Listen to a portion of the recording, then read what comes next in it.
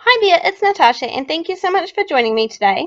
Today we are going to be creating a masculine boys kind of card. This is a super easy card that anybody could kind of adjust to what supplies that you already have on hand. But I'm going to use this paper pack today called Let's Travel, and this one is from Aliexpress on Aliexpress, and I'll link it down below. And it has lots of lovely kind of sheets that I know are going to work together. That is one of my biggest tips that I have for you if you struggle to kind of put colors and shades and patterns together, which I don't think I'm very good at, but I definitely find that that is my biggest tip. Use a paper pack and the colors and patterns should all coordinate pretty well. Now I have kind of drawn up a little scale here of what I will be cutting into my paper. Now this is just on a 4 1/4 by 5.5 inch piece of paper. And the way that I'm going to do this is I have chosen, I think there's 4 patterns here for the minute.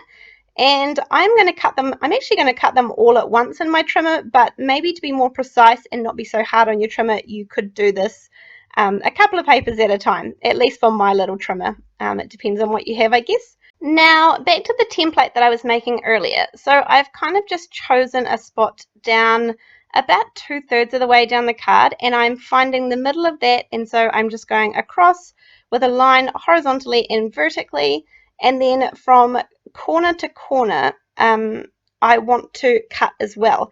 But what I'm actually going to do is I've laid my template in front of all of my pattern pieces of paper, and I'm cutting them all together, and that way I know that they will all be cut in the same space. But if this doesn't work out for you, and I think I kind of found that in the end to do these corners I just use scissors, but this is definitely not one of those cards that you actually need perfection for, because we are going to cover up lots of the pieces that don't quite go to plan. Surprisingly, I guess you don't need it to be mathematically kind of perfect for it to work. So I have a piece of, this is just copy paper under here, the white one, like computer paper, and I've just cut it down so it's about 4 by 5 1/4, give or take. I just want the pieces to be hanging off the edge because, as I said, this doesn't have to be perfect and we're going to end up trimming it up. Now, when I had this kind of all laid out and I was looking at it, I didn't really love that striped arrow kind of paper. I just feel like it didn't provide enough contrast and they all kind of blended a little too much. So I actually went back to the paper pad and got out this brown piece instead, which provides a nice lot of contrast between the other paper patterns that I've chosen. So the best thing about this card also is that it creates 4 identical cards. So I just kept on going after this. I filmed the first one, obviously, and then you don't need to see the others. So I just kept going and made 4 cards exactly the same, and I just put different sentiments on the front. So that was nice and easy. And because I have laid everything out, I know exactly where everything goes on here, and I'm just using some liquid glue. This is a glue bottle from AliExpress. I've talked about it lots before, and I still love it, and I've never found anything better. I do fill it up with matte medium from Ranger, which I will again link down below.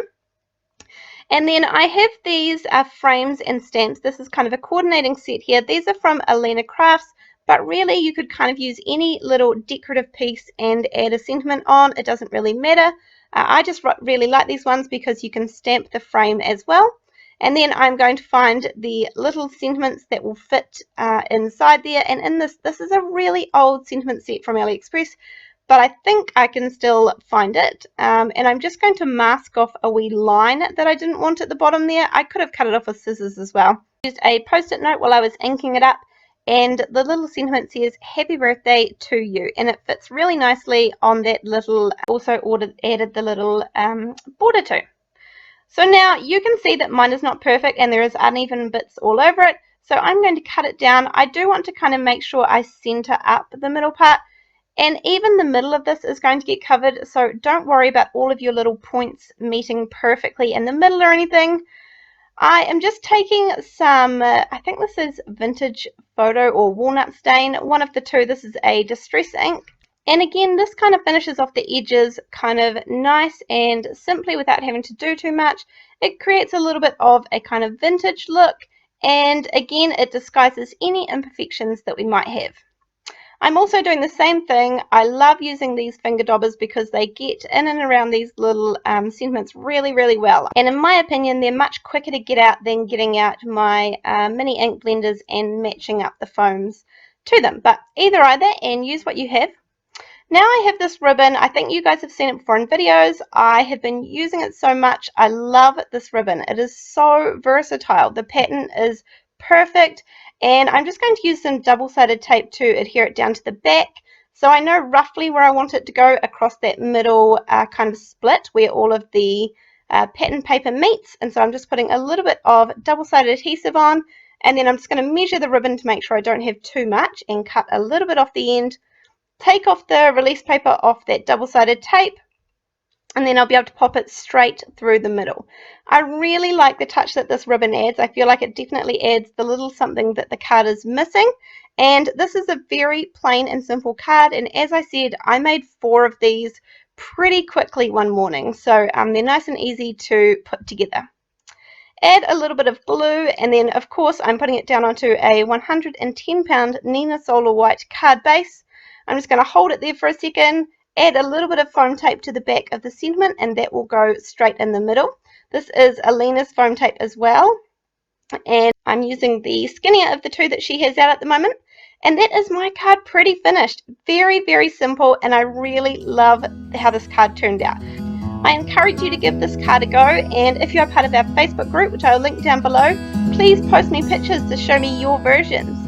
Thank you so much for watching. I appreciate it, and I'll see you in the next video. Thanks. Bye.